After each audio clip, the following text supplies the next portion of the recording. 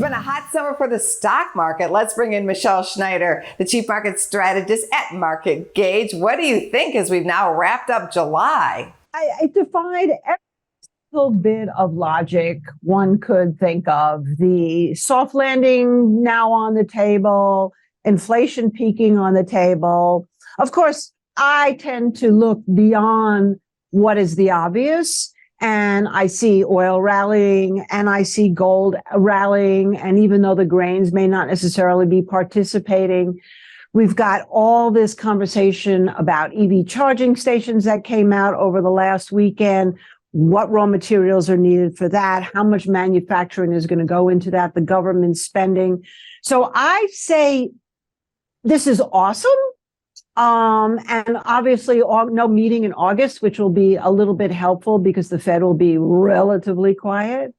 But, you have to wonder this wall of worry that we're climbing, how further it can go. And, I think the inflation can actually come back with a vengeance. I haven't not changed my mind on that at all. I love that you mentioned EV stations. That has the potential to be a hot spot in the market. What are some of the names you like among electric vehicle charging stocks? Well, it's funny that you should ask because I did a little research this week on ChatGPT about what type of raw materials and manufactured materials go into building EV stations. And it gave a really broad answer. I mean, besides copper, and some of those kinds of things. You have to think about the nuts, the bolts, the concrete, the signage. All these type of companies will benefit if this does indeed come to pass, which it looks like it's going to.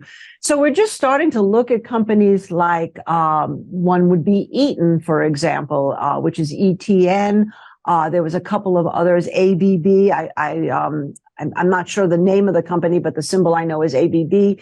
They have relatively underperformed the rest of the market. So I'm starting to keep an eye on those things to see what happens as more and more of these car companies start to join together for infrastructure, because that is totally necessary, right, Ange? I mean, there is no way that people are going to continue to buy full-on EVs if they don't think that they can actually get them charged and get them charged conveniently and quickly. Thanks so much for your Trader Talk today, Michele. Thank you so much, Ange.